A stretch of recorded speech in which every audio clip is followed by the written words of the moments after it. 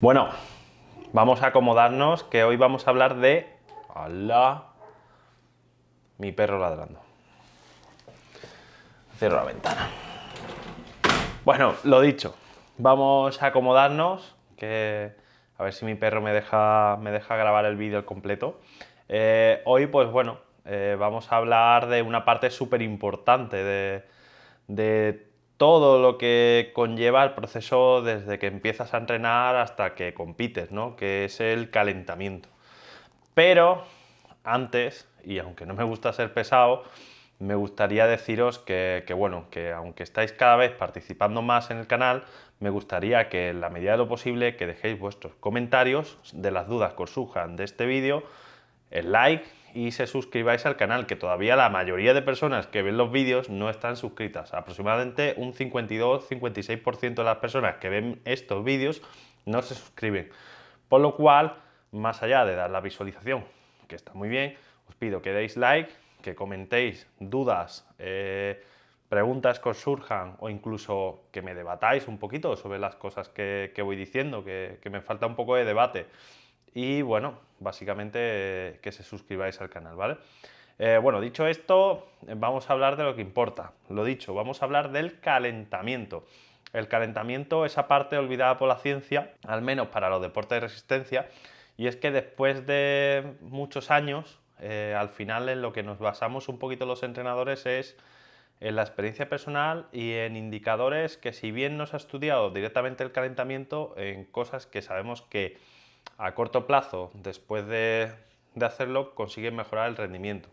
En este caso, pues es muy conocido la potenciación post-activación, ¿no? Sobre todo para carreras de corta duración, de sprint, en el test de Wingate y demás, que es el que más está estudiado y que hay revisiones sistemáticas ahí para echar a la hoguera, ¿no? Entonces, bueno, aparte de eso, para entrenamiento de fondo, de pruebas de fondo, pues no se ha visto gran cosa, ¿no? Por ejemplo, creo que hay un artículo sobre corredores de 800 metros, que es medio fondo, que en este caso pues hacen un intervalo del 25% del total de la prueba al ritmo competitivo, dentro del calentamiento, dentro de un calentamiento donde hay varias partes y esa es la más dura, lo demás todo a un ritmo relativamente moderado con respecto a la frecuencia cardíaca y poco más, ¿vale? No tenemos mucho más.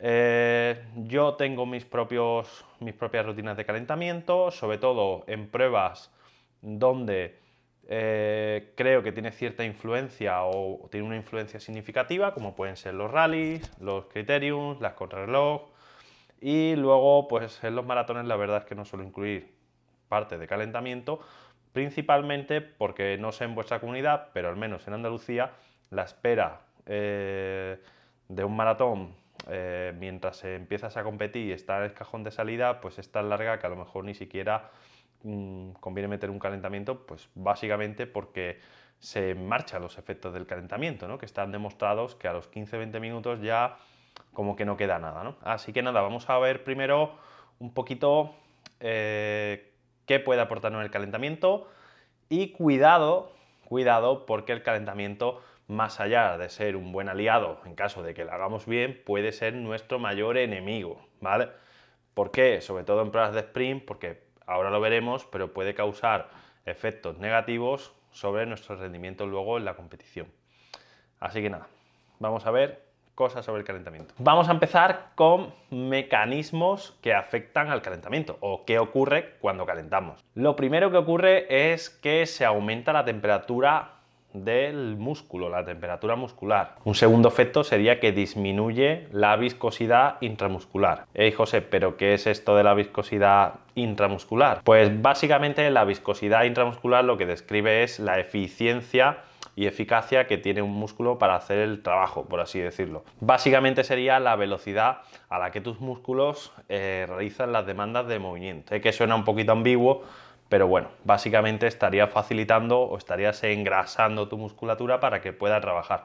Perdonad que sea tan ambiguo, pero bueno, básicamente quiero que el vídeo sea didáctico. 3. Aumenta o mejora el transporte o el aporte de oxígeno. Incrementa el metabolismo anaeróbico. Y entre otras cosas, la número 5, que yo voy a mencionar, seguro que hay muchas más, pues se produce el efecto potenciación post-activación si está bien hecho. Evidentemente, y como acabo de decir en esta última frase, no todos estos mecanismos tienen que salir bien parados si lo que sería este calentamiento está bien hecho, está mal hecho, perdón. Deciros que dentro de lo que queda de vídeo vamos a obviar el calentamiento pasivo, porque me parece algo que, si bien está estudiado, aunque no se consiguen las mismas mejoras que en el calentamiento activo, podría ser interesante en modalidades que permita hacerlo, pero en las modalidades de ciclismo, por regla general, pocas veces vamos a poder utilizar un calentamiento pasivo. Por ejemplo, el calentamiento pasivo en natación podría ser utilizar duchas de agua caliente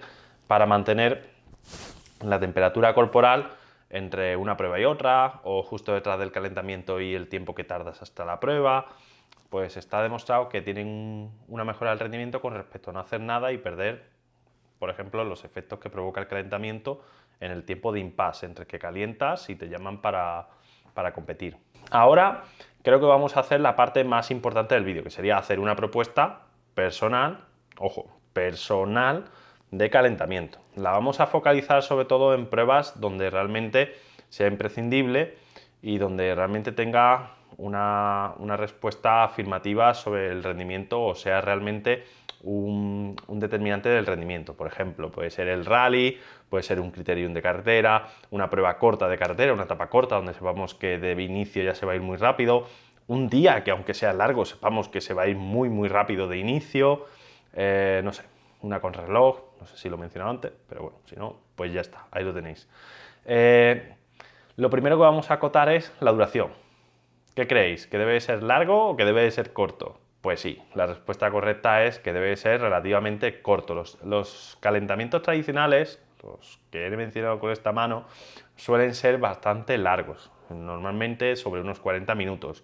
A día de hoy se ha demostrado que con unos 15, 20, en este caso yo voy a hacer una propuesta de unos 30 minutos para pruebas largas, bueno, largas, a ver, largas aeróbicas me refiero, de 30 minutos, porque incluye una parte de recuperación, ¿no? Que sería, por así decirlo, para intentar mantener la temperatura muscular desde que terminas el calentamiento real hasta que comienza la prueba, que esto luego es complicado. Es algo que llevo haciendo varios años con mis deportistas y que, aunque está incluido dentro del tiempo del calentamiento cuando lo pongo a lo mejor en Training Peaks, pero no lo contabilizo como parte del calentamiento realmente, ¿vale?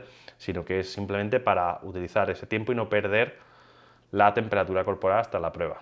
Así que bueno, lo vamos a dejar en eso.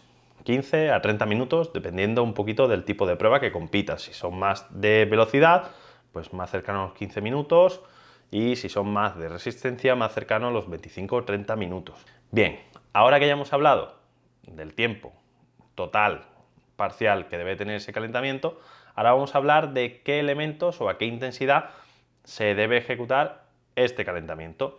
Pues bien, para mí debería de tener una parte de intensidad baja moderada en torno a ese dato de eficiencia aeróbica donde esté marcado tu eficiencia aeróbica en el entrenamiento. Por ejemplo, 0,65 de IF, 0,60 de IF aproximadamente para entrar en calor, ¿okay?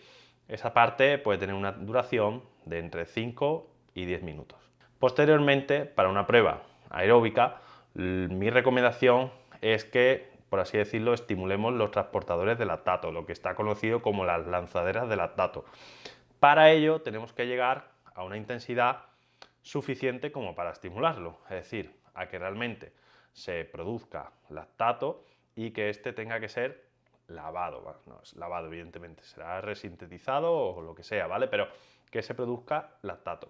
Entonces, para crear una suficiente cantidad de lactato, vamos a utilizar intensidades en torno al 105-110% de nuestro FTP, pero no constante, sino que lo que vamos a hacer es un incremental.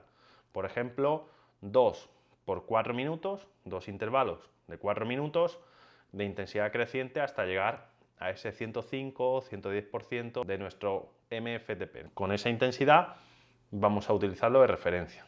105-110% de ese MFTP. ¿Qué vamos a hacer entre medias de esos dos intervalos? Un aclarado. ¿Cómo? Con una intensidad aproximada del 55-60%, muy tranquilos, de esa curva de potencia, ¿vale? De 55-60%, o lo que es lo mismo, 0,55, 0,60 de IF. Lo siguiente es ¿cuándo? ¿Cuándo vamos a meter ese calentamiento? Pues yo os diría, y porque está más que datado en ciencia, que no se puede retrasar, es decir, que no se puede hacer mucho antes de 15-20 minutos de la prueba, es decir, no podemos dejar más de 15-20 minutos entre el final del calentamiento y el inicio de la prueba, por lo cual ese calentamiento tendrá que estar lo más cercano a la prueba posible. Tampoco queda demasiado claro cuánto tiempo se puede dejar entre el calentamiento y entre la prueba y si es necesario. Siempre va a ser, no es que sea necesario, pero siempre vamos a tener que dejar un tiempo porque siempre hay un tiempo en el que se forman las parrillas o en el que nos llaman a competir y demás, por lo cual yo os diría que ese tiempo debe de estar sobre unos 6-8 minutos, sería a lo mejor lo óptimo, y que no sobrepase los 20 minutos en ningún caso, por lo cual si tenéis que llevar el rodillo al lado de la zona de salida, lo hacéis. Y por último, y la parte más importante, o por lo menos la que yo considero más importante, debemos evitar que ese calentamiento reste, por lo cual debemos intentar evitar aquellos elementos que vayan en contra de nuestro rendimiento en carrera, ¿vale?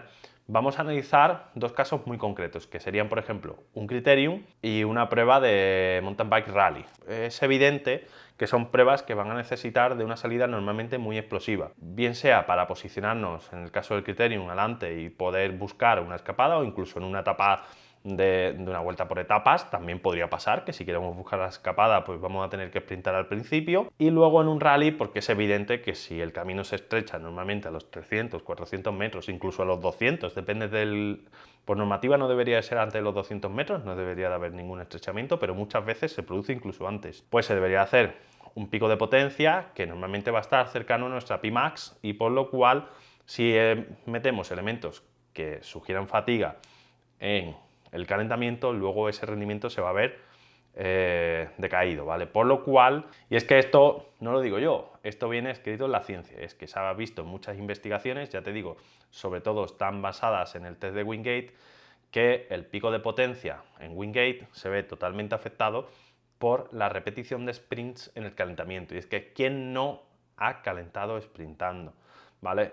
Y estoy harto de verlo en las carreras. Gente que sprinta 6, 7, 8 veces antes de competir.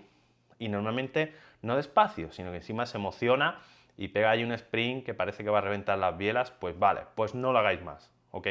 Puede haber una disminución de entre el 4 y el 8% en vuestra potencia, en vuestro potencia pico, por lo cual no lo recomiendo, sobre todo en pruebas, ya os digo, cortas o donde vamos a buscar la escapada a principio de la etapa. No os lo recomiendo. ¿Sería recomendable, por ejemplo, hacer unas aceleraciones? Por ejemplo, metiendo un elemento como la cadencia, pasar de 60 de cadencia a 100.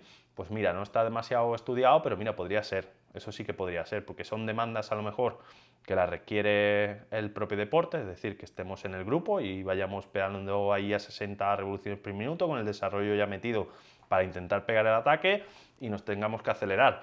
Pero claro, no es lo mismo eso, prácticamente sin meter fuerza o vatios en las bielas, a meternos un sprint a 1300 vatios o a 1000 o a lo que demos. Por lo cual creo que es súper importante evitar elementos que provoquen fatiga periférica en nuestro organismo. Y bueno, nada, poco más. Hasta aquí el aporte del vídeo de calentamiento.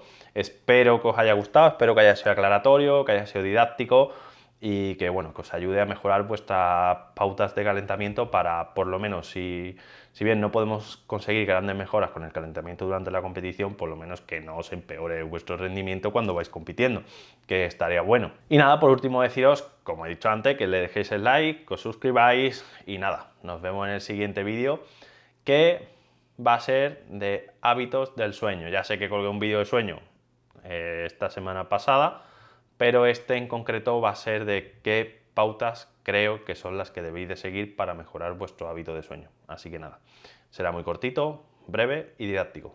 ¡Hasta luego!